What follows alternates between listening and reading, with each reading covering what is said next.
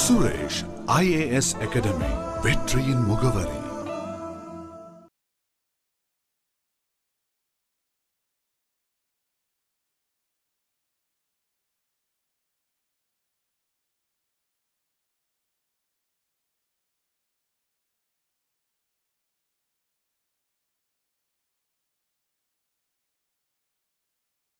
இப்போ அவருடைய அதிகாரங்கள்னு பக்கத்தில் பிரசிடெண்ட்டுக்கு நம்ம நிறைய அதிகாரங்கள் பார்த்தோம்.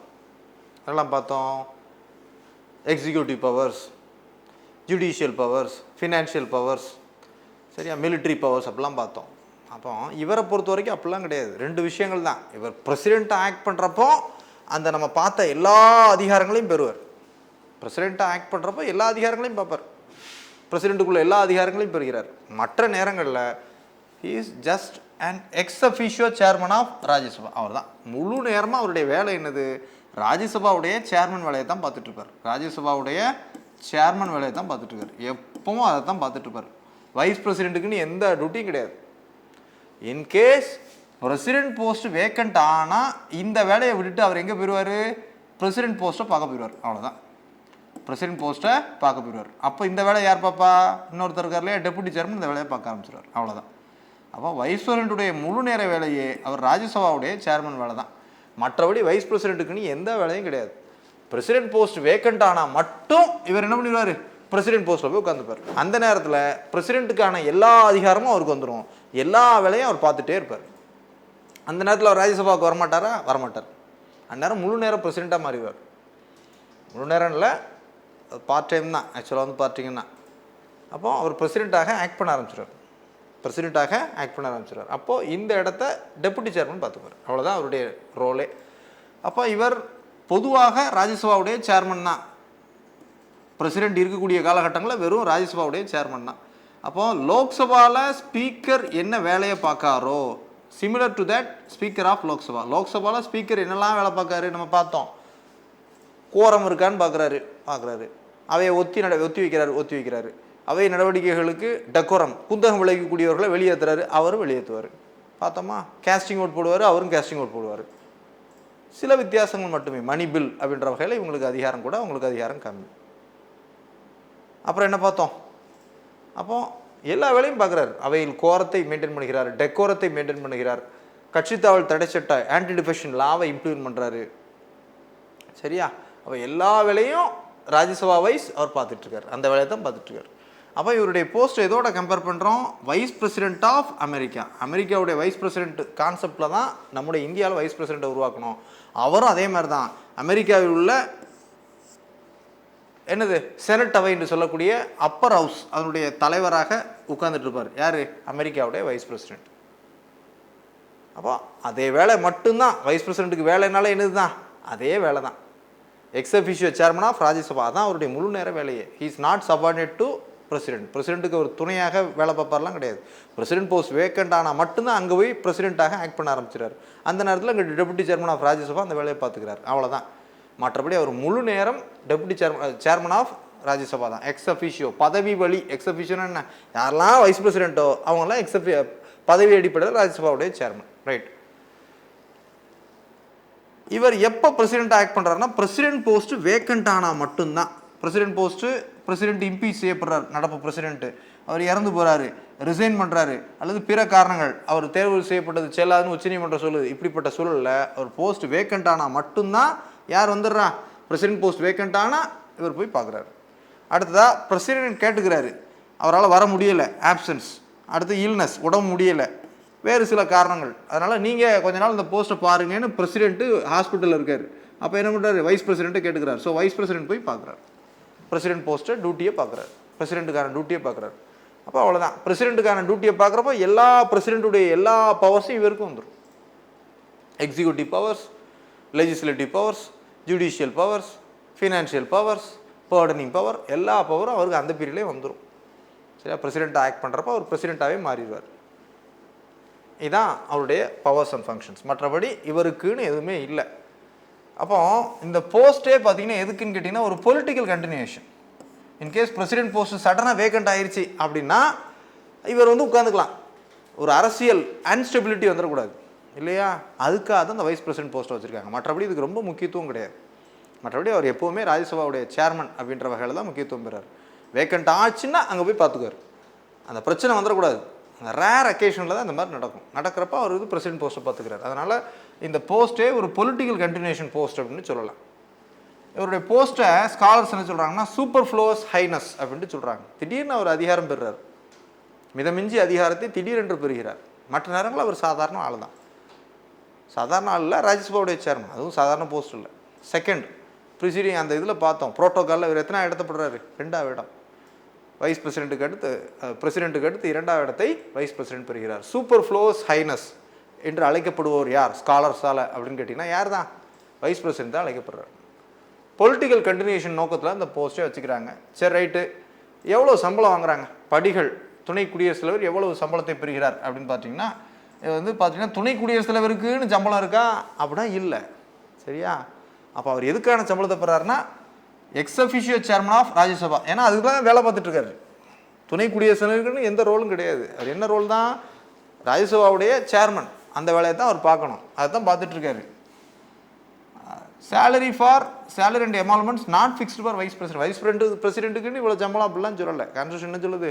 ராஜ்யசபாவுடைய சேர்மனுக்கு எவ்வளோ சம்பளம்னு சொல்லுது. சரி, எவ்வளோ வாங்குறாரு அப்படின்னு பார்த்தீங்கன்னா 4 lakhs வாங்குறாங்க. வைஸ் பிரசிடென்ட் எவ்வளோ வாங்குறாங்க? 2018 திருத்தம் பண்ணியிருக்காங்க.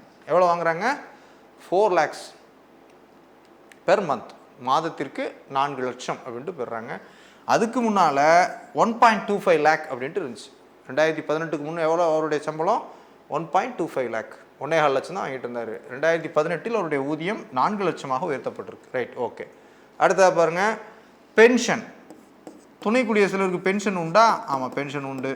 பென்ஷன் எவ்வளவு அப்படின்னு பார்த்தோம்னா 2008 அவருடைய பென்ஷன் உயர்த்தப்பட்டிருக்கு.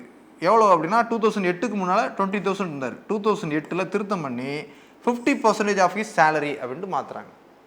50% ஆஃப் சேலரினா இப்போ அட் ப்ரெசென்ட் எவ்வளோ பென்ஷன் வாங்குவார்? 4 lakhs அப்படின்னா ரிட்டையர்ட் ஆகிட்டோம்னா 2 lakhs பென்ஷன் வாங்குவார். 2008 எவ்வளோ பென்ஷன் வாங்கிட்டு இருக்காருன்னா 2008 வரை ஜஸ்ட் 20,000 தான் அவங்களுக்கான பென்ஷன் தொகை இருந்துச்சு. வைஸ் பிரசிடென்ட் ரிட்டையர்ட் ஆனால் டில் தேர் டெத், இறப்பு வரை அவர்கள் பென்ஷன் பெற முடியும். சரியா? அப்புறம் குடும்ப ஓய்வூதியம் உண்டு. அப்போது 2008 வரை துணை குடியரசுத் தலைவருக்கான பென்ஷன் 20,000 இருந்தது.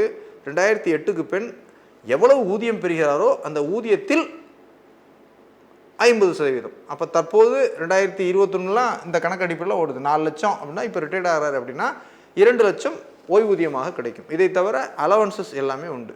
இதை தவிர எல்லா அலவன்சஸும் உண்டு. வீட்டு வாடகை, வீட்டுப்படி, ஸோ இது டெலிஃபோன் அலவன்ஸு, சம்சூரி அலவன்ஸ் உள்ளிட்ட அலவன்சஸ்லாம் அவங்களுக்கு நிறைய அலவன்சஸ் இருக்குது. அதெல்லாம் டிரான்ஸ்போர்ட் அலவன்ஸு, டெலிஃபோன் அலவன்ஸ் உள்ளிட்ட அலவன்சஸ்லாம் அவங்க பெறுறாங்க. சரியா? துணை குடியரசுத் தலைவருக்கான சம்பளம் எவ்வளவு? 4 lakhs. பென்ஷன் எவ்வளவு? சம்பளத்தில் பாதி. அப்படி தான் சொல்லணும். 4 lakhsல 2 lakhs அப்படின்னு சொல்லக்கூடாது. சம்பளத்தில் பாதி. அப்பப்போ உயர்த்துவாங்க, சம்பளத்தை கூட்டுறப்போ அதில் பாதி பென்ஷனாக அவங்க பெறுறாங்க. Right, okay. இதில் கேள்விகள் என்ன? துணை குடியரசுத் தலைவருடைய பணிகள் என்று எதுவும் கான்ஸ்டியூஷன் சொல்லுதுன்னா சொல்லலை. ஒன்று என்ன சொல்லுது? அவர் எக்ஸ் அஃபிஷியோ சேர்மனாக பண்ணுறார். அந்த பணிகளை சொல்லுது. X officio chairman. சரியா? எந்த இதில்? ராஜ்யசபாவில். எந்த மாடலு? அமெரிக்க மாடல். அமெரிக்காவில் வைஸ் பிரசிடென்ட் எங்கே இருக்கிறாரு? செனட் என்று சொல்லக்கூடிய மேலவையினுடைய தலைவராக அவர் இருக்கிறார். சரி, அவர் துணை குடியரசுத் தலைவர் எப்போது பிரசிடெண்ட்டாக ஆக்ட் பண்ணுறாரு அப்படின்னு பார்த்தோம்னா பிரசிடென்ட் போஸ்ட் வேக்கண்ட் ஆச்சுன்னா ஆக்ட் பண்ணுவார். எப்படி இப்போ வேக்கண்ட் ஆகுது? அவர் பதவி நீக்கம் செய்யப்பட்டால், மரணமடைந்தால், இறந்தால், அவர் தேர்வு செய்யப்பட்டது செல்லாது என்று உச்சநீதிமன்றத்தால் அறிவிக்கப்பட்டால் அவருடைய பதவியிடம் காலியிடமாகும். அப்போ போய் இவர் அந்த பிரசிடென்ட் போஸ்ட்டை பார்ப்பார். அல்லது பிரசிடென்ட்டே கேட்டுக்கிறாரு, என்னால் வர முடியல, உடல்நல குறையில, திடீர்னு அவர் கோமா ஸ்டேஜுக்கு போயிட்டா கூட இவர் போய் பார்த்துக்கலாம். அப்புறம் பிற காரணத்தின் காரணமாக பிரசிடென்ட் பதவியிடம் காலியிடமாகவோ அல்லது அவரால் வர முடியாத பட்சத்தில் இவர் போய் அந்த வேலையை பார்த்துட்ருக்காரு. சரியா? ஓகே. இது எவ்வளோ காலத்துக்கு மேக்ஸிமம் பார்க்கலாம்னு இது ரொம்ப முக்கியமானது. மேக்ஸிமம் 6 months தான் இன்கேஸ் ஆஃப் வேக்கண்ட். அவர் உயிரோடு இருக்காருன்னா பரவாயில்ல. இன்கேஸ் அவர் வந்து ராஜினாமா பண்ணி அந்த பதவியிடம் காலியிடம் ஆகுதுன்னா இது ரொம்ப முக்கியம். மேக்ஸிமம் எவ்வளோ காலம் வரைக்கும் தான் அவர் வைஸ் பிரசிடென்ட் அந்த வேலையை பார்க்க முடியும்? கேன் ஆக்ட் ஆஸ் பிரசிடென்ட் அப்படின்னா 6 மாதம் தான். வேக்கண்ட் ஆச்சுன்னா 6 மாதங்கள் வரை அவர் அந்த பதவியை பார்க்கலாம். எக்ஸ்ட்ராடினரி சுச்சுவேஷன்ஸ் வேறு, எமர்ஜென்சி இருக்குது, போர் நடக்குது, தேர்தல் வைக்க முடியாது அப்படின்னா பரவாயில்ல. மற்றபடி பார்த்தீங்கன்னா பொதுவாக கான்ஸ்டியூஷன் என்ன சொல்லுது? வைஸ் பிரசிடென்ட்டு மேக்ஸிமம் எவ்வளோ பீரியடு? 6 மாதங்கள் பிரசிடெண்ட்டாக ஆக்ட் பண்ணலாம். அதுக்குள்ளே என்ன பண்ணணும், new president to be elected. 6 months தான். அதுக்குள்ளே என்ன பண்ணி ஆகணும், புதிய பிரசிடெண்ட்டை தேர்வு பண்ணிடணும். இவர் வைஸ் பிரசிடெண்ட்டாக ரிட்டைன் ஆயிடுவார், அவ்வளோதான். அப்போ 6 மாதங்களுக்குள்ளே தேர்தல் நடத்தி ஆகணும் அப்படின்ற கான்செப்டை கொடுக்குறாங்க. சரி, துணை குடியரசுத் தலைவருக்கு என்று சம்பளம் எதுவும் கான்ஸ்டியூஷன் ஃபிக்ஸ் பண்ணியிருக்கா? இல்லை. எந்த போஸ்ட்டுக்கு சம்பளம் ஃபிக்ஸ் பண்ணுறாங்க? ராஜ்யசபா சேர்மன் என்ற பேரில் தான் சம்பளம் ஃபிக்ஸ் பண்ணுறாங்க. சம்பளம் இப்போ எவ்வளோ வாங்குறாரு? 4 லட்சம் வாங்குறாரு. அது எப்போ திருத்தம் செய்யப்பட்டிருக்கு, ரிவைஸ் செய்யப்பட்டிருக்கு? 2018 ரிவைஸ் செய்யப்பட்டிருக்கு. எவ்வளவுலேருந்து எவ்வளவு கூட்டப்பட்டிருக்கு? 1.2 லட்சத்திலிருந்து 4 லட்சமாக உயர்த்தப்பட்டிருக்கு. ரைட். துணை குடியரசுத் தலைவருக்கான ஓய்வூதியம் பென்ஷன் எவ்வளவு? பென்ஷன் அவர் வாங்கக்கூடிய ஊதியத்தில் 50%. அப்போ இப்போதைக்குன்னா 2 லட்சம். இது எப்போ திருத்தம் பண்ணியிருக்காங்க? 2008. 2008 அவருடைய பென்ஷன் எவ்வளவாக இருந்தது? 20,000 இருந்தது. சூப்பர் ஃப்ளோஸ் ஹைனஸ் என்று அழைக்கப்படக்கூடிய பதவி எது அப்படின்னா வைஸ் பிரசிடென்ட் போஸ்ட். இந்தியாவில் அரசியல் political continuation of Indian state அப்படின்னு சொல்கிறோம். அப்போ குடியரசுத் தலைவர் இறைந்தால் அந்த வெற்றிடம் ஏற்படாமல் அதை தொடர்ச்சியாக நீட்டிக்க செய்யும் பொருட்டே இந்த போஸ்ட்டு வைஸ் பிரசிடென்ட் போஸ்ட் ஏற்படுத்தப்பட்டிருக்கு. மற்றபடி இதற்கு பெருமளவில் முக்கியத்துவம் நம்முடைய கான்ஸ்டியூஷனில் கொடுக்கப்படலை. அப்போ அமெரிக்காவில் கூட சில வகையில் கொஞ்சம் முக்கியத்துவத்தை பெறார் அமெரிக்கன் வைஸ் பிரசிடென்ட். நம்ம இந்தியன் வைஸ் பிரசிடென்ட்டுக்கும் அமெரிக்கன் வைஸ் பிரசிடென்ட்டுக்கும் ஒரு சின்ன வித்தியாசம். அமெரிக்காவிலேருந்து தான் நம்ம எடுத்திருக்கோம். ஆனால் இந்தியன் வைஸ் பிரசிடென்ட்டுக்கும் அமெரிக்கன் வைஸ் பிரசிடென்ட்டுக்கும் ஒரு சின்ன வேறுபாடு இருக்குது. வைஸ் பிரசிடென்ட்டில் என்ன வித்தியாசம் அப்படின்னு கேட்டிங்கன்னா, யுஎஸ்ஏ இந்தியா பாருங்கள். வைஸ் பிரசிடென்ட்டுகளில் அமெரிக்காவை பொறுத்த வரைக்கும் பிரசிடென்ட் இருக்கிறார், அமெரிக்காவில் வைஸ் பிரசிடென்ட் இருக்கிறார். திடீர்னு பிரசிடென்ட் போஸ்ட்டு வேக்கண்ட் ஆகிடுது. ஏதோ ஒரு காரணம், இன்கேஸ் இறந்துடுறார், பிரசிடென்ட் இறந்துடுறார். அப்போ இவர் என்ன பண்ணுறோம், செனட்டில் இருக்கிறாரு, செனட்டுடைய தலைவராக இருக்கக்கூடிய வைஸ் பிரசிடென்ட் செனட்டில் இருக்கிறவர் எங்கே போயிடுறாரு, பிரசிடென்ட் போஸ்ட்டை பார்க்க போயிடுறாரு. சரியா? இப்போ இன்கேஸ் பாருங்கள், அமெரிக்காவில் 2021 பிரசிடென்ட் தேர்வு செய்யப்படுறார். அங்கே 4 வருஷம்னு வைங்க, 2025 வரைக்கும் அவர் இருக்கணும். ஆனால் எப்போ இறந்துடுறாரு, 2022 இறந்துடுறாருன்னு வைங்க. அப்போ இவர் போய் அந்த வேலையை பார்ப்பார். யார்? Vice president. 2022 சார்ஜ் எடுத்தார்னா 2025 வரை அவர் அந்த வேலையை பார்க்கலாம். ரிமைனிங் பீரியட் ஃபுல்லாக இவர் தான் பிரசிடென்ட். பாருங்கள் அமெரிக்காவில். சரியா? ஆனால் இந்தியாவில் பிரசிடென்ட் போஸ்ட்டு வேக்கண்ட் ஆகுது. வைஸ் பிரசிடென்ட்டு ராஜ்யசபா சேர்மன் போஸ்ட்லேருந்து எங்கே போயிடுறாரு, பிரசிடென்ட் வேலையை பார்க்க போயிடுறாரு. பார்க்க போனால் மேக்ஸிமம் எவ்வளோ காலம் தான் இருக்கலாம்? 6 months தான்.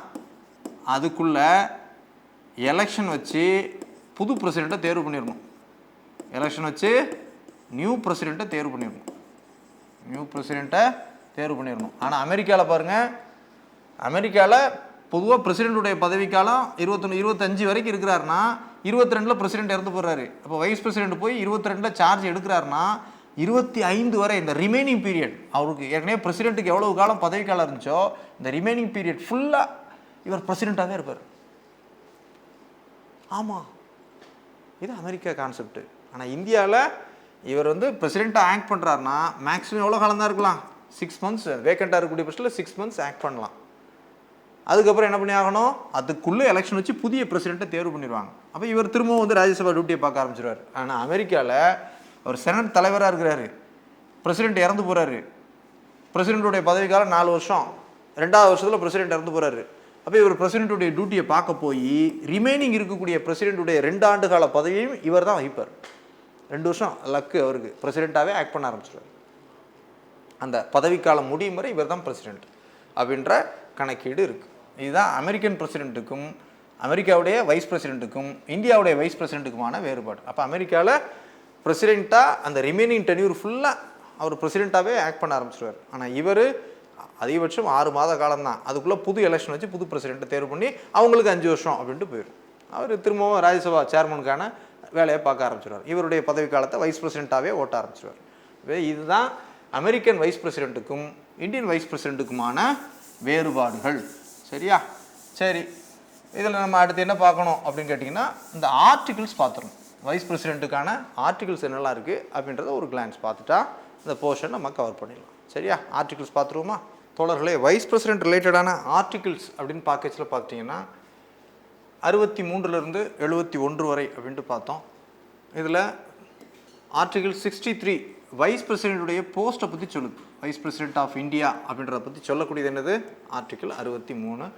இது ரொம்ப முக்கியமான ஆர்டிகிள். அடுத்ததான் 64 என்ன சொல்லுது? 64 அவருடைய போஸ்ட்டே என்னன்னா, he is an ex officio chairman of Rajya Sabha. பதவி அடிப்படையில் யாரெல்லாம் வைஸ் பிரசிடென்ட்டாக தேர்வு செய்யப்படுகிறார்களோ அவருடைய பணியே என்ன? அவர் ராஜ்யசபா சேர்மன் அப்படின்ட்டு சொல்லக்கூடியது ஆர்டிகிள் 64. அடுத்ததான் அவர் ஆக்டிங் ஆஸ் எ பிரசிடென்ட் அப்படின்றது, vice president acting as a president. எப்பெல்லாம் அவர் ஆக்ட் பண்ணுவார்? பிரசிடென்ட் போஸ்ட்டு வேக்கண்டாக இருக்கிறப்போ, டெத்து, ரிமூவலு, ரிசர்னேஷன் அப்படின்ற சூழலை இவர் ஆக்ட் பண்ணுவார். எவ்வளோ காலத்தை ஆக்ட் பண்ணுவார்? அதிகபட்சம் 6 மாதங்கள் வரைக்கும் ஆக்ட் பண்ணுவார் அப்படின்றத பற்றி சொல்லக்கூடியது ஆர்டிகிள் 65. அடுத்ததான் ஆர்டிகிள் 66 அவருடைய தேர்தல் முறையை பற்றி சொல்லுது. அவருடைய தேர்தல் முறையை பற்றி சொல்லக்கூடியது என்னது தான்? எலெக்ஷன் ஆஃப் வைஸ் பிரசிடென்ட்டை பற்றி சொல்லக்கூடியது என்னது? அந்த ஆர்டிகிள் 66. தேர்வு குழாம் யார்? லோக்சபா ராஜ்யசபாவுடைய உறுப்பினர்கள், தேர்ந்தெடுக்கப்பட்ட மற்றும் நியமன உறுப்பினர்கள் வாக்களிப்பார்கள் அப்படின்றத பற்றி சொல்லக்கூடியது என்னது? ஆர்டிகிள் 66. அடுத்து ஆர்டிகிள் 67 அவருடைய டேர்ம் எவ்வளவு காலம்? 5 ஆண்டுகள். 5 ஆண்டுகளுக்கு முன்னால் அடுத்த தேர்தல் நடத்தணும். எத்தனை முறை தேர்வு செய்யப்படலாம், நாமினேட் பண்ணலாம், எத்தனை முறைனாலும் தேர்வு செய்யப்படலாம் அப்படின்றதெல்லாம் சொல்லக்கூடியது என்னது? அந்த ஆர்டிகிள் 67. அடுத்ததாக 68 time of holding election to fill vice president post. எப்போ அவருடைய பதவியிடம் காலியானால் எப்போ தேர்தல் நடத்தணும் அப்படின்ட்டு சொல்லக்கூடியது என்னது? உடனே இம்மீடியட்டாக தேர்தல் நடத்தணும்னு சொல்லுது. ஆர்டிகிள் 68 சொல்லுது. அடுத்து article 69 oath and affirmation of vice president. யார் பண்ணி வைப்பா? பிரசிடென்ட் தான் பண்ணி வைப்பார். Administrate by president. அடுத்ததான் article 70 discharging president's functions in other contingencies. Other கண்டிஜென்சிஸ்னு சொல்லுவாங்க. சில்லறை செலவினங்கள் மேற்கொள்வதில் பிரசிடென்ட்டுடைய பணிகளை அவர் மேற்கொள்வது பற்றி சொல்லுது. அடுத்த article 71 matters related to election of vice president. அவருடைய தேர்தல் தொடர்பாக தான் இதுவும் சொல்லுது. அந்த தேர்தல் விவகாரங்கள் தொடர்பாக யார் டீல் பண்ணுவா? சுப்ரீம் கோர்ட் டீல் பண்ணும். பார்த்தோமா? அந்த மாதிரி விஷயங்கள் எல்லாம் சொல்லக்கூடியது ஆர்டிகிள் 71. வைஸ் பிரசிடென்ட்டை பொதுவாக பார்த்தீங்கன்னா ஆர்டிகிள்ஸ் ரொம்ப கேட்க மாட்டாங்க.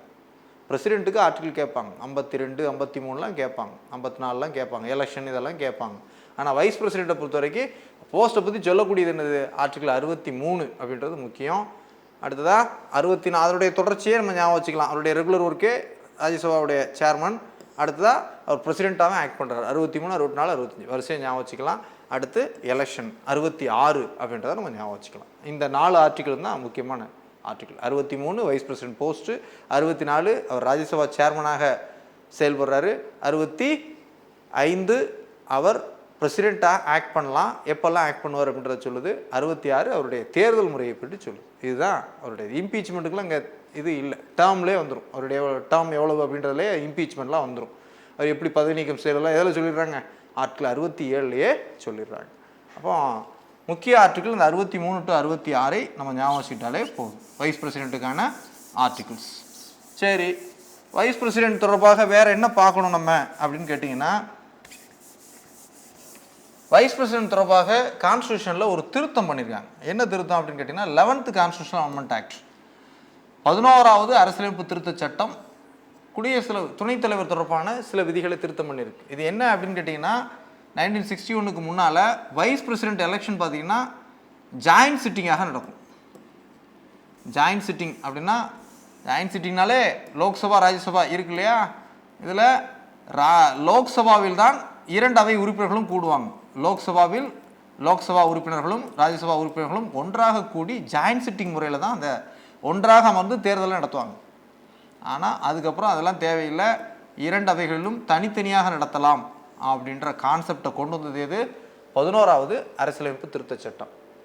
வைஸ் பிரசிடென்ட் எலெக்ஷனில் திருத்தங்கள் கொண்டு வந்தது எந்த அரசியலமைப்பு திருத்த சட்டம்னா என்னது? 11th constitutional amendment act. அப்போ அதற்கு முன்பு வரை துணை குடியரசுத் தலைவர் தேர்தல் ஜாயின்ட் சிட்டிங் என்று சொல்லக்கூடிய கூட்டமாக நடந்தது. கூட்டம் ஜாயின்ட் சிட்டிங்காக நடந்துச்சு. 2 அவை உறுப்பினர்களும் கூட்டமாக ஒன்றாக அமர வைக்கப்பட்டு, எது மெஜாரிட்டி ஹவுஸ் லோக்சபாவில் தான் நடக்கும், ஒன்றாக அமர வைக்கப்பட்டு தேர்தல் நடத்துவாங்க. அப்படிலாம் இல்லாமல் தனித்தனியாக லோக்சபாவிலும் ராஜ்யசபாவிலும் தனித்தனியாக தேர்தல் நடத்தக்கூடிய முறையை கொண்டு வந்தது என்னது? அந்த 11வது அரசியலமைப்பு திருத்த சட்டம். அடுத்ததாக பிரசிடென்ட் மற்றும் vice president, presidential and vice presidential elections act அப்படின்னு சொல்கிறோம். அவர்களுடைய தேர்தல் தொடர்பான சட்டம், தேர்தல் நடத்துவதற்கு தேர்தல் ஆணையத்திற்கு அதிகாரம் அளிக்கக்கூடிய சட்டம், தேர்தல் முறைகளை பற்றி சொல்லக்கூடிய சட்டம். எலெக்ஷன் ஆக்ட் எந்த வருஷம்னா 1952. எப்போது திருத்தம் செய்யப்பட்டிருக்கு? இதை நம்ம பிரசிடென்ட் எலெக்ஷனில் பார்த்தோம். 97 திருத்தம் செய்யப்பட்டிருக்கு. சரியா?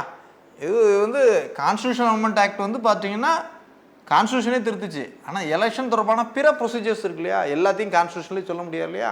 இப்போ தேர்தல் தொடர்பான விதிகளை ஒரு சட்டம் போட்டு சொல்லியிருக்காங்க. அந்த சட்டம் presidential and vice presidential elections act 1952. எப்போது அது திருத்தம் செய்யப்பட்டிருக்குன்னா 97 திருத்தம் செய்யப்பட்டிருக்கு. அடுத்ததான் நிதி சட்டம் 2018. நிதி சட்டம் தான் என்ன பண்ணுச்சு? அவருடைய பேயை, தட் இஸ் சேலரியை 4 லட்சமாக உயர்த்திய சட்டம் எது அப்படின்னு கேட்டிங்கன்னா இந்த நிதி சட்டம் தான். 4 lakhs அப்படின்ட்டு மாற்றின சட்டம் என்ன சட்டம்? நிதி சட்டம். இது ஏற்கனவே அவருடைய சம்பளம் தொடர்பாக டீல் பண்ண சட்டம் எதுன்னு கேட்டிங்கன்னா salaries and allowances of officers of parliament, பாராளுமன்ற அலுவலர்களுடைய சம்பள சட்டம் ஆண்டு 53. இதற்கு மாற்றாகத்தான் இந்த சட்டத்தை கொண்டு வந்தாங்க. ஃபினான்ஸ் ஆக்ட் 2018 கொண்டு வந்து அவருடைய ஊதியம் உயர்த்தப்பட்டிருக்கு. அப்போ பாராளுமன்ற அலுவலர்கள் யார்? Parliament officers. நம்ம ஏற்கனவே பார்த்தோம். யாரெல்லாம் பார்த்தோம்?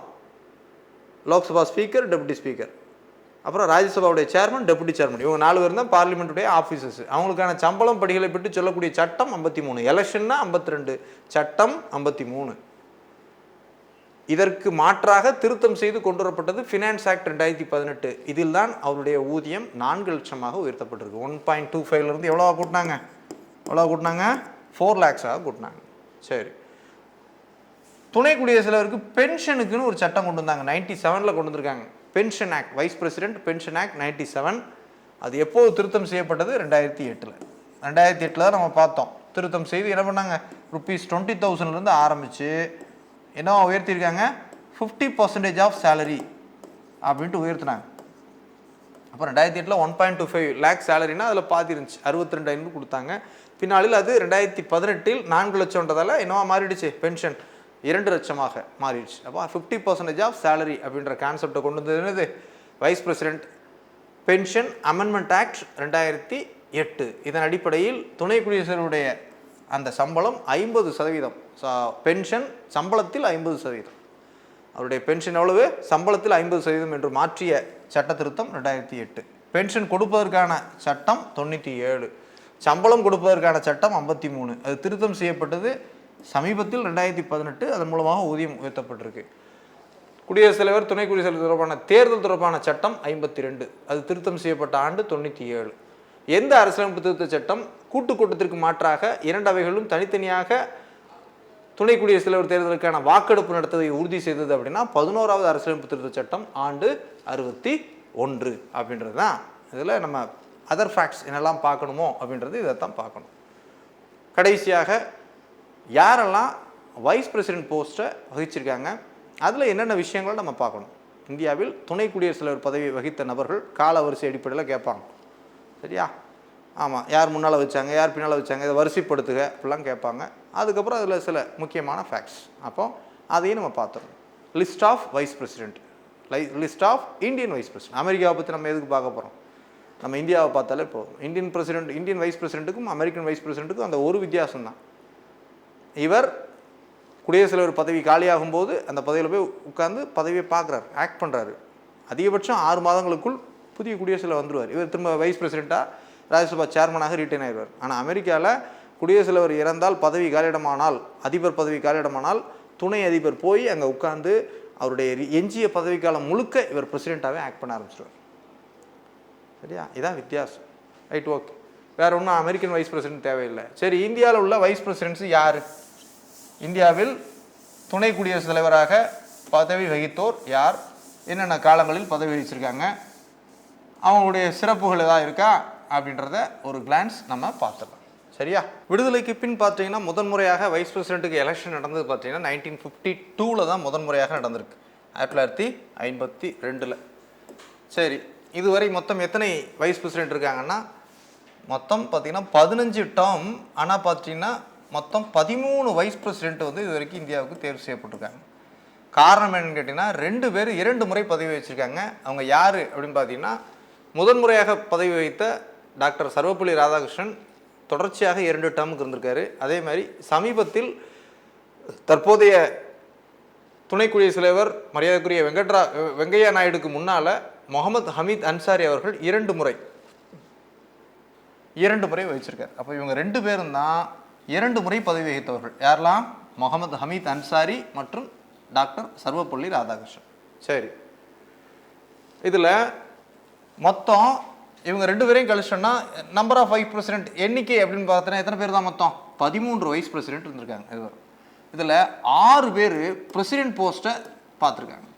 பிரசிடென்ட் போஸ்ட்டை இன்சார்ஜ் இல்லை, வைஸ் பிரசிடென்ட்டாக இருந்த பின் மீண்டும் பிரசிடென்ட்டாக தேர்வு செய்யப்பட்டவர்கள். அப்போ மொத்தம் 13 பேரில் எத்தனை பேர் பிரசிடென்ட்டாக தேர்வு செய்யப்பட்டிருக்காங்க? 6 பேர் தேர்வு செய்யப்பட்டிருக்காங்க. உதாரணமாக பார்த்தீங்கன்னா டாக்டர் சர்வப்பள்ளி ராதாகிருஷ்ணன், அடுத்ததா ஜாகிர் ஹுசைன், வி கிரி, 3ஆச்சா. அடுத்து வெங்கட்ராமன், சங்கர் தயாள் சர்மா, அப்புறம் KR நாராயணன்.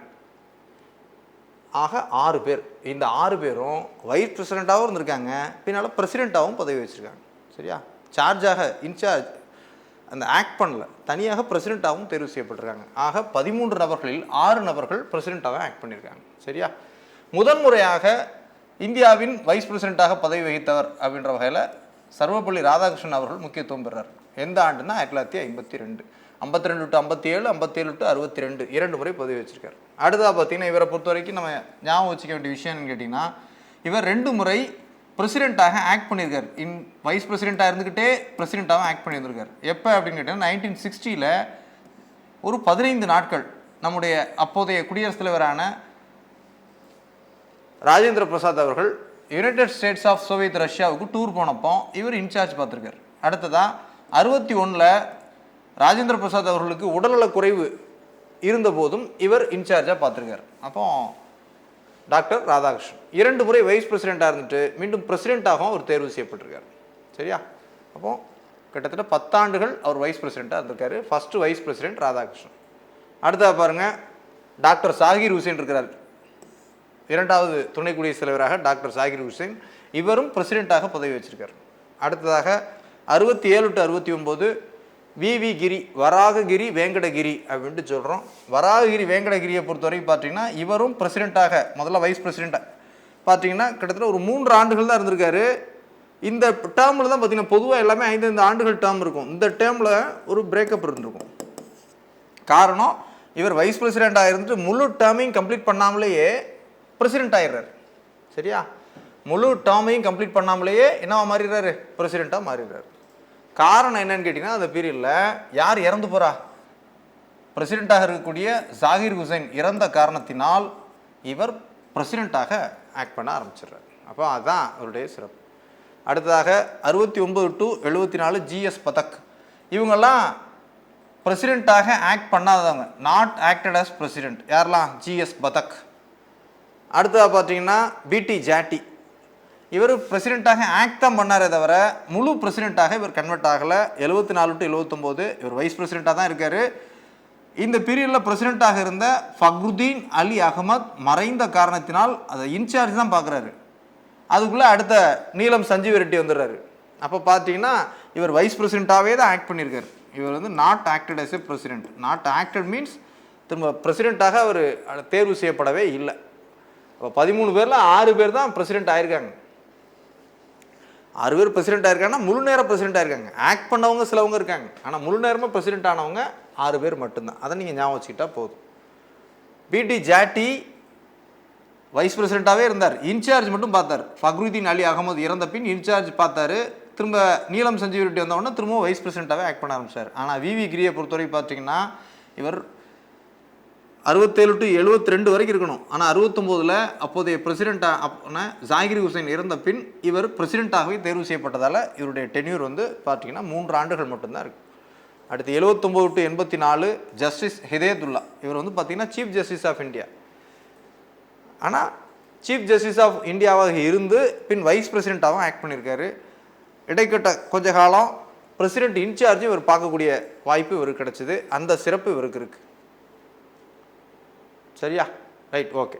அடுத்ததாக பார்த்தீங்கன்னா 84 to 87 வெங்கடராமன், இவரும் பார்த்தீங்கன்னா 3 ஆண்டுகள் தான். அடுத்து என்னவா மாறிடுறாரு, பிரசிடெண்ட்டாக இவர் தேர்வு செய்யப்பட்டிருக்கார். வெங்கட்ராமன் தமிழகத்தைச் சேர்ந்தவர், தமிழ்நாட்டைச் சேர்ந்தவர் அப்படின்ற சிறப்பு இவருக்கு இருக்கு. அடுத்ததாக சங்கர் தயாள் சர்மா 1987 டு 92, 5 ஆண்டு காலம் வந்திருக்காரு. இவரும் பிரசிடெண்ட்டாக ஆக்ட் பண்ணியிருக்காரு. அடுத்ததாக கேஆர் நாராயணன். சரியா, இவருக்கு ஒரு சிறப்பு இருக்குது. என்னன்னு கேட்டிங்கன்னா, அதிக வாக்கு வித்தியாசத்தில் வெற்றி பெற்ற குடியரசுத் தலைவர் என்ற சிறப்பு இவருக்கு இருக்குது. 92 டு 97 எலெக்ஷனில் பார்த்தீங்கன்னா, இவரை எதிர்த்து போட்டியிட்ட கேண்டிடேட்டை விட இவர் அதிக வாக்குகள், எதிர்த்து போட்டியிட்ட கேண்டிடேட்டுக்கு ஒரே ஒரு வாக்கு தான் கிடச்சிருக்கு. இதில் நம்ம இந்த வைஸ் பிரசிடென்ட் எலெக்ஷனில் ஞாபகம் வச்சுக்க வேண்டிய விஷயம் என்னென்னா, ஒவ்வொரு எம்பிக்கும் ஒரு ஓட்டு தான். சரி, நான் அதை பேசிஸ் பாயிண்ட்ஸ்னு சொன்னால் அது கிடையாது. ஆக்சுவலாக ஒரு எம்பிக்கு ஒரு ஓட்டு. ஆனால் பிரசிடென்ட் எலெக்ஷனை பொறுத்த வரைக்கும் பார்த்தீங்கன்னா, எம்பி ஓட்டையும் எம்எல்ஏ ஓட்டையும் ஈக்குவலைஸ் பண்ணுன்றக்காக அந்த வேரியேஷன் ஃபிக்ஸ் பண்ணுவாங்க, அந்த மாநிலத்துடைய மக்கள் தொகை அடிப்படையில். அந்த கால்குலேஷன் நம்ம பார்த்துருக்கோம். ஆனால் வைஸ் பிரசிடென்ட் எலெக்ஷனை பொறுத்த வரைக்கும் ராஜ்யசபா மற்றும் லோக்சபா எம்பிக்கள் தான் ஓட்டு போடுறதால ஒரு எம்பிக்கு ஒரு ஓட்டு அப்படின்ற கணக்கீடு தான் இருக்குது. அப்போ கேஆர் நாராயணன் தன்னை எதிர்த்து போட்டியிட்ட கேண்டிடேட்டை விட அதிக வாக்குகள் வித்தியாசத்தில் வெற்றி பெறுறாரு. அப்போ எதிர்த்து போட்டியிட்ட கேண்டிடேட்டுக்கு ஒரே ஒரு ஓட்டு தான் கிடைக்கும். அப்போ குடியரசுத் தலைவர், அந்த துணை குடியரசுத் தலைவர் தேர்தல் வரலாற்றில் அதிக வாக்குகள் வித்தியாசத்தில் வெற்றி பெற்ற துணை குடியரசுத் தலைவர் யாருன்னு கேட்டிங்கன்னா, இந்த கேஆர் நாராயணன் தான். அடுத்து 97 டு 2002 கிருஷ்ணகாந்த் அவர்கள் இருந்திருக்கிறாங்க. துணை குடியரசுத் தலைவர் பதவியில் இருக்கும்போது மரணமடைந்த வைஸ் பிரசிடென்ட் யார், டைடு டியூரிங் ஹிஸ் டென்யூர், இறந்தவர் யார் அப்படின்னு கேட்டிங்கன்னா கிருஷ்ணகாந்த். அடுத்ததான் பைரோன் சிங் செகாவத் இருக்கிறார், 2002 டு 2007. அவர் ரொம்ப முக்கியம் இல்லை, அவருக்கு பிரசிடென்ட் ஆகக்கூடிய வாய்ப்பு கிடைக்கல. அடுத்து ஹமீத் அன்சாரி 2 டேர்ம் இருந்திருக்கார், இதுதான் அவருக்கான சிறப்பு. இவருக்கும் பிரசிடென்ட் ஆகிறதுக்கான வாய்ப்புகள் கிடைக்கல. தற்போது 2017 திரு வெங்கையா நாயுடு அவர்கள் வைஸ் பிரசிடெண்ட்டாக இருக்கிறாங்க. சரியா, ரைட், ஓகே. சரி, இதில் கேட்கறதுக்கு வாய்ப்புகள் என்ன இருக்குது? அந்த ஆர்டர் பார்த்தீங்கன்னா என்ன ஆர்டர் இருக்குது? ஃபஸ்ட்டு ராதாகிருஷ்ணன், அடுத்து யார், ஜாகிர் ஹுசைன், மூணாவது யார், விவி கிரி, நாலாவது ஜிஎஸ் பதக், அஞ்சாவது பிடி ஜாட்டி, ஆறாவது ஜஸ்டிஸ் ஹிதயத்துல்லா, ஏழாவது வெங்கட்ராமன், எட்டாவது சங்கர் தயாள் சர்மா, 9 கேஆர் நாராயணன், 10 கிருஷ்ணகாந்த், 11 பைரோன் சிங் செகாவத், 12 ஹமீத் அன்சாரி, 13 வெங்கையா நாயுடு அவர்கள் இருக்கிறாங்க. சரி, அப்போ இந்த ஆர்டரை ஞாபகம் வச்சுக்கோங்க. இதை 5-5-3 பிரித்து நீங்கள் ஞாபகம் வச்சுக்கோங்க. ஃபஸ்ட்டு யார் இருந்தாங்க, ராதாகிருஷ்ணன், அடுத்ததாக ஜாகிர் ஹுசைன், அடுத்ததாக விவி கிரி, இந்த 3ஐயும் ஞாபகம் வச்சுக்கலாம். அடுத்து பார்த்திங்கன்னா இந்த 3 பேர் ரொம்ப முக்கியத்துவம் இல்லாதவங்க தான், ஜிஎஸ் பதக், ஜாட்டி மற்றும் ஹிதயத்துல்லா. அதுக்கப்புறம் உள்ளவங்க ஃபுல்லாக நமக்கு தெரியும், வெங்கட்ராமன், சங்கர் தயாள் சர்மா, கேஆர் நாராயணன், அப்புறம் கிருஷ்ணகாந்த். அடுத்ததாக ஷெகாவத், ஹமீத் அன்சாரி, வெங்கையா நாயுடு. ஆக மொத்தம் 13 நபர்கள் இருந்திருக்காங்க. சரி, ரைட். அப்போ இதில் கேட்கறதுக்கு வாய்ப்புகள் என்னெல்லாம் இருக்குது? கேட்க பதில் சொல்லுங்கள். இந்தியாவில் இதுவரை எத்தனை துணை குடியரசுத் தலைவர்கள் பதவி வைத்திருக்காங்க அப்படின்னா எத்தனை பேர்? 13 பேர். 13 துணை குடியரசுத் தலைவர்கள் எத்தனை பேர் குடியரசுத் தலைவர் பதவியை நேரடியாக வகித்துள்ளார்கள்? அப்போ இன்சார்ஜ் அடிப்படையில் இல்லை, ஆக்டிங்காக இல்லை. எத்தனை பேர் நேரடியாக வச்சுருக்காங்க? 6 நபர்கள். பின்வருவர்கள் யாரெல்லாம் பார்த்தீங்கன்னா குடியரசுத் தலைவர் பதவியையும் வச்சுருக்காங்க, வைஸ் பிரசிடென்ட் போஸ்ட்டை வச்சுட்டு இன்சார்ஜாக இல்லாமல், ஆக்டிங்காக இல்லாமல் மீண்டும் குடியரசுத் தலைவராகவே தேர்வு செய்யப்பட்ட நபர்கள் எத்தனை பேர்? 6 பேர். யாரெல்லாம் அவங்க? சர்வப்பள்ளி ராதாகிருஷ்ணன் 1, ஜாகிர் ஹுசைன் 2, விவி கிரி 3, வெங்கட்ராமன் 4, சங்கர் தயாள் சர்மா 5, கேஆர் நாராயணன் 6. யாருக்கெல்லாம் வைஸ் பிரசிடெண்ட்டாக இருந்தவங்க குடியரசுத் தலைவர் பதவிக்கு பின்னால் தேர்வு செய்யப்பட வாய்ப்பே கிடைக்காம போனவங்க யாரெல்லாம் அப்படின்னு கேட்டிங்கன்னா, ஜிஎஸ் பதக், பிடி ஜாட்டி, ஜஸ்டிஸ் ஹிதயத்துல்லா, இன்சார்ஜ் தான் பார்க்குறாரு, ஆக்டிங் வைஸ் பிரசிடெண்ட்டாக இருந்து ஆக்டிங் தான் பார்க்குறாரு. அடுத்ததாக கிருஷ்ணகாந்த், பிஎஸ் ஷெகாவத், முகமது ஹமீத் அன்சாரி, அவங்களுக்கு கிடைக்கல. வெங்கையா நாயுடுக்கு இனிமேல் தான் தெரியும். அப்போ டில் டேட் அவர் இருக்கிறார். அப்போ ஹமீத் அன்சாரி 2 முறை வைஸ் பிரசிடெண்ட்டாக இருக்கிறார். அப்புறம் அடுத்த முறை அவருக்கு பிரசிடெண்ட்டுக்கு வாய்ப்பு கொடுப்பாங்கன்னு பார்த்தா அவருக்கு கொடுக்கல. சரியா, இப்போ 7 பேருக்கு பின்னால் பிரசிடெண்ட்டாக ஆக்ட் பண்ணுறதுக்கு வாய்ப்பு கிடைக்கல. சரி, நாட்டின் முதல் துணை குடியரசுத் தலைவர் யார்? டாக்டர் சர்வப்பள்ளி ராதாகிருஷ்ணன். முதல் முறையாக 2 முறை துணை குடியரசுத் தலைவர் பதவி வாய்ப்பு பெற்றவர் யார்? டாக்டர் சர்வப்பள்ளி ராதாகிருஷ்ணன். இதுவரையில் எத்தனை துணை குடியரசுத் தலைவர்கள் 2 முறை பதவி வச்சிருக்காங்க? 2 பேர். யாரெல்லாம்? டாக்டர் ராதாகிருஷ்ணன், முகமது ஹமீத் அன்சாரி. சரி, டாக்டர் சர்வப்பள்ளி ராதாகிருஷ்ணன் 2 முறை ஆக்டிங் பண்ணுறதுக்கும் வாய்ப்பு கிடையாது. இதுக்கப்புறம் அவர் பிரசிடெண்ட்டாகவும் தேர்வு செய்யப்பட்டார். 62 to 67 ஒரு பிரசிடெண்ட்டாகவும் இருந்திருக்கார். சரியா? அவர் 2 முறை இன்சார்ஜ் வேறு பார்த்துருக்கார். எப்போ அப்படின்னா 60ல் டாக்டர் ராஜேந்திர பிரசாத் குடியரசுத் தலைவராக இருந்தபோது ரஷ்யாவுக்கு சுற்றுப்பயணம் சென்ற போது இன்சார்ஜ் பார்த்துருக்கார். 61ல் ராஜேந்திர பிரசாத்துடைய உடல்நல குறைவின் காரணமாக ஒரு இன்சார்ஜ் பார்த்துருக்கார். Right, okay. அடுத்ததாக 2வது துணை குடியரசுத் தலைவர் யாருன்னா டாக்டர் ஜாகிர் ஹுசைன். சரியா? ரைட். அடுத்ததாக ஜாகிர் ஹுசைன் பிரசிடென்ட் போஸ்ட்டுக்கு போயிடுறாரு. பிரசிடென்ட் போஸ்ட்டில் இறந்து போயிடுறாரு. இறந்து போகிறப்போ அந்த இன்சார்ஜை பார்த்தவர் யாருன்னு கேட்டிங்கன்னா விவி கிரி. பின்னாளில் இன்சார்ஜ் மட்டும் இல்லாமல் நிரந்தரமாகவே அவர் குடியரசுத் தலைவராகவும் தேர்வு செய்யப்பட்டு அந்த போஸ்ட்டுக்கு போயிட்டார், விவி கிரி. அடுத்து ஜிஎஸ் பதக், அவர் வந்து பிரசிடெண்ட் ஆகிறதுக்கு அவருக்கு வாய்ப்பு கிடைக்கல. அடுத்து பிடி ஜாட்டி, இவர் வந்து இன்சார்ஜ் தான் பார்த்துருக்கார். சரியா? நான் வந்து ஆக்ட் பண்ணலை. பிரசிடெண்ட்டு ஃபக்ருதீன் அலி அகமதுக்கு பதிலாக இன்சார்ஜ் பார்த்தாரு. ஆனால் பின்னால் நிரந்தரமாக அவர் தேர்வு செய்யப்பட வாய்ப்பு கிடைக்கல. ஹிதேதுல்லாவுக்கு சிறப்பு என்ன அப்படின்னு கேட்டிங்கன்னா, ஹிதேதுல்லா இவர் சீஃப் ஜஸ்டிஸ் ஆஃப் இந்தியாவாக இருந்தவர். அப்புறம் என்ன பண்ணுறாங்க, இவரை துணை குடியரசு அப்போ வந்து பார்த்தீங்கன்னா அப்போ வைஸ் பிரசிடென்ட் போஸ்ட்டும் பிரசிடென்ட் போஸ்ட்டும் இறந்த சூழலில் காலியான சூழலில் பிரசிடெண்ட்டாகவும் ஆக்ட் பண்ணியிருக்காரு. அந்த பெருமை இவருக்கு இருக்குது. பின்னால் அவர் வைஸ் பிரசிடெண்ட்டாகவும் தேர்வு செய்யப்பட்டிருக்கார். வெங்கட்ராமன் தமிழகத்தைச் சேர்ந்து துணை குடியரசுத் தலைவராக தேர்வு செய்யப்பட்டவர் அப்படின்ற பெருமை இவருக்கு இருக்குது, வெங்கட்ராமனுக்கு. தமிழகத்திலிருந்து குடியரசுத் தலைவராக தேர்வு செய்யப்பட்ட பெருமையும் யாருக்கு இருக்குது? வெங்கட்ராமனுக்கு இருக்குது. அடுத்ததான் சங்கர் தயாள் சர்மா அவர்கள். அடுத்ததாக யார் இருக்கா? ஆமாம், கேஆர் நாராயணன் அவர்கள். கேஆர் நாராயணனுக்கான சிறப்பு என்ன அப்படின்னு கேட்டிங்கன்னா, அதிக வாக்கு வித்தியாசத்தில் வெற்றி பெற்ற குடியரசுத் தலைவர் யாருன்னா கேஆர் நாராயணன். அடுத்ததாக கிருஷ்ணகாந்துக்கான பெருமை என்னென்னா, துணை குடியரசுத் தலைவராக பதவியில் இருக்கும்போதே மரணமடைந்தவர் யார் அப்படின்னா கிருஷ்ணகாந்த். இவங்கெல்லாம் பார்த்தீங்கன்னா பிரசிடென்ட் மரணமடைந்தாலும் அங்கே போய் இன்சார்ஜ் பார்த்தவங்க. சரியா? விவி கிரி ஜாகிர் ஹுசைன் மரணமடைந்த போது பிரசிடெண்ட்டாக இன்சார்ஜ் பார்த்தார். அடுத்த மாதிரி பிடி ஜாட்டி, இவர் இறந்தபோது ஃபக்ருதீன் அலி அகமது இறந்தபோது இன்சார்ஜ் ஆகி போய் பார்த்தவர். ஆனால் இவர் வைஸ் பிரசிடென்ட் போஸ்ட்லேயே மரணமடைந்தவர் யார் அப்படின்னு கேட்டிங்கன்னா கிருஷ்ணகாந்த். அடுத்து பிஎஸ் ஷெகாவத், 2 முறை பதவி வகித்த கடைசி துணை குடியரசுத் தலைவர் யாருன்னு கேட்டிங்கன்னா முகமது ஹமீத் அன்சாரி அவர்கள். அப்போ இதெல்லாம் உள்ள தற்போதைய துணை குடியரசுத் தலைவர் யாருன்னா வெங்கையா நாயுடு அவர்கள். சரியா? மிக நீண்ட காலம் பதவி வகித்தவர்கள் ராதாகிருஷ்ணனும் முகமது ஹமீத் அன்சாரியும். மிக குறைந்த காலம் துணை குடியரசுத் தலைவராக பதவி வகித்த பெருமை விவி கிரி, ரொம்ப கம்மியாக தான் இருக்கிறாரு. அடுத்ததாக பார்த்தீங்கன்னா வெங்கட்ராமனும், 2 பேரும் பார்த்தீங்கன்னா 2.5 ஆண்டுகள் கிட்ட தான் இருப்பாங்க, குறைந்த பீரியடில் தான் இருந்திருக்காங்க. சரியா? அப்போ இதில் கேட்க வாய்ப்புள்ளது முதல் துணை குடியரசுத் தலைவர் கேட்பாங்க.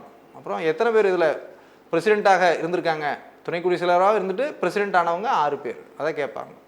அடுத்ததாக ஹிதேதுல்லா கேட்பாங்க.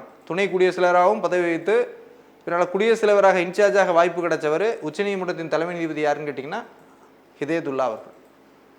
அதிக வாக்கு வித்தியாசத்தில் வெற்றி பெற்ற துணை குடியரசுத் தலைவர் கேஆர் நாராயணன். பதவியில் இருக்கும்போதே மரணமடைந்த துணை குடியரசுத் தலைவர் கிருஷ்ணகாந்த் அவர்கள்.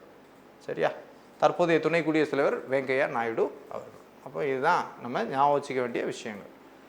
மற்ற யாருக்கு இன்சார்ஜ் வாய்ப்பெல்லாம் கிடைக்கல. இன்சார்ஜ் பார்த்தது இவங்க 3 பேர் தான் பார்த்துருக்காங்க. ராதாகிருஷ்ணன் இன்சார்ஜாக பார்த்துருக்காரு ராஜேந்திர பிரசாத்துக்கு மாற்றாக. விவி கிரி இன்சார்ஜ் பார்த்துருக்காரு. யாருக்கு மாற்றாக? ஜாகிர் ஹுசைன் இறந்த பின்னால் பிரசிடெண்ட்டாக இன்சார்ஜ் பார்த்துருக்காரு. அதேமாதிரி பார்த்தீங்கன்னா பிடி ஜாட்டி அவர்கள் ஃபக்ருதீன் அலி அகமது இறந்த போது இன்சார்ஜாக பார்த்துருக்காங்க. அது இன்சார்ஜ் டியூட்டிஸ். மற்றவங்களுக்கு இன்சார்ஜ் வாய்ப்புகள்லாம் கிடைக்கல. சரியா? இந்த 6 பேருன்றவங்க நிரந்தரமாகவே பிரசிடென்ட் போஸ்ட்டை பார்த்தவங்க தான் அந்த 6 பேர். யாரெல்லாம்? ராதாகிருஷ்ணன், ஜாகிர் ஹுசைன், விவி கிரி, வெங்கட்ராமன், சங்கர் தயாள் சர்மா மற்றும் கேஆர் நாராயணன் ஆகியோர் வைஸ் பிரசிடெண்ட்டாக முதல்ல ஆக்ட் பண்ணிவிட்டு அடுத்து ஃபுல் டென்யூர் என்னவா பார்த்தாங்க? பிரசிடெண்ட்டாகவும் பார்த்தாங்க. சரியா? ரைட். பிரசிடெண்ட் ஆகாத வாய்ப்பு கிடைக்கவங்க லிஸ்ட்டை நம்ம ஏற்கனவே பார்த்துட்டோம். ஓகே, திரும்ப திரும்ப இதை பார்க்கணும். இந்த வகையிலையும் கேள்விகள் வந்து நம்ம பழைய கொஷின்ஸ்லாம் வந்துக்கிட்டே இருக்கு. சரியா? Okay, right. Wise president portion அவ்வளோ. தேங்க்யூ. சுரேஷ் IAS அகாடமி, வெற்றியின் முகவரி.